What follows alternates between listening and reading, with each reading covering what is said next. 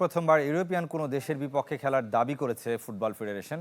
বিশ্বকাপের আগে জুনে শেষ ফিফা উইন্ডোতে লাল সবুজের প্রতিপক্ষ সান মারিনো। তবে ফেডারেশনের এমন দাবি আসলে ভুল। এর আগেও বসনিয়া ও যুগোস্লাভিয়ার বিপক্ষে খেলেছে বাংলাদেশ। প্রথমবার ইউরোপিয়ান কোনো দেশের বিপক্ষে খেলতে যাচ্ছে বাংলাদেশ।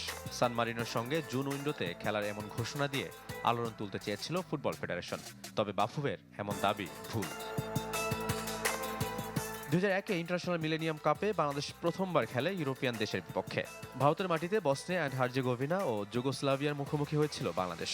বসনিয়ার সাথে 2-0 আর যুগোস্লাভিয়ার কাছে বাংলাদেশ হেরেছিল 4-1 গোলে, যার ফল এখনও নেট দুনিয়ায় খুঁজে পাওয়া যায়। তখন বাংলাদেশ দলের দায়িত্বে ছিলেন জর্জ কোটান, যার কোচিংয়ে পরবর্তীতে সাফ চ্যাম্পিয়ন হয়েছিল বাংলাদেশ। এমনকি প্রথমবার ইউরোপের মাটিতে খেলার দাবিও ভুল।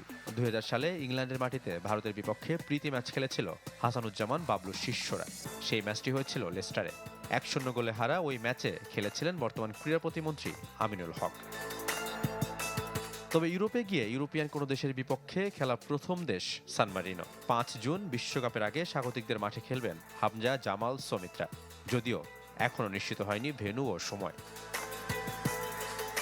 দুদলের জন্যই ম্যাচটি বিশেষ। 25 বছর পর ইউরোপিয়ান প্রতিপক্ষের বিপক্ষে খেলার অপেক্ষায় বাংলাদেশ, যেখানে সান মারিনো খেলবে প্রথম কোনো এশিয়ান প্রতিপক্ষের সাথে।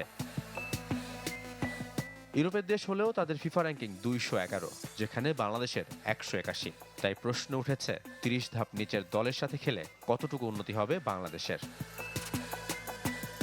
ইতালি দ্বারা বেষ্টিত ইউরোপের ছোট্ট দেশ সান মারিনোর আয়তন মাত্র 61 বর্গ কিলোমিটার, জনসংখ্যা 33,500।